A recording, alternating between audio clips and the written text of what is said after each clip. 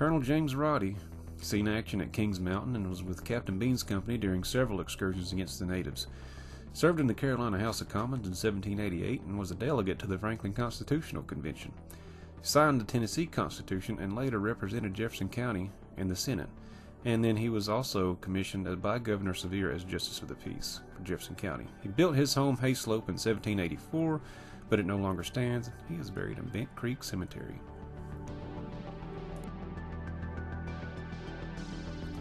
Captain Thomas Jardinian was one of the first settlers of what is now Hamblen County. He helped organize the Bendachucky settlement. He was captain of a local militia that stayed behind when everyone else left for Kings Mountain in case of an Indian raid. That battle became known as the Battle of Boyd's Creek. He built a very heavily fortified house called Mount Harmony that was used as the first courthouse of Jefferson County and jail, where David Crockett and Polly got married. He's buried in Jernigan Cemetery overlooking his property in Hamblen County. Sergeant Pharaoh Cobb served under Captain Womack of the NC militia against natives in 1776.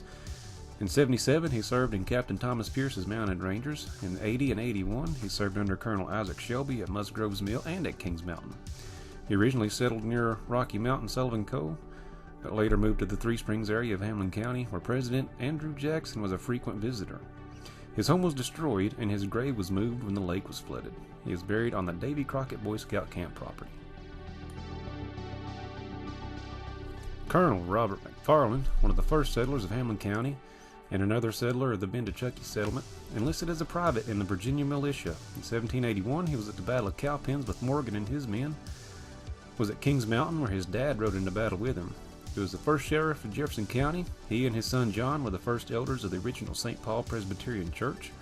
He built a plantation called Springvale, about 5 miles from where Morristown currently is, where he is buried on the original family property. It is being made by the Colonel Robert McFarland chapter, Sons of the Revolution. Lieutenant Colonel Alexander Outlaw is among the most prominent figures in early Tennessee history. He was a militia captain under Colonel Keenan, quartermaster under Colonel Abram Shepard in the 10th NC Regiment on the Continental Line, and after moving to Tennessee was promoted to major and then lieutenant colonel under John Sevier.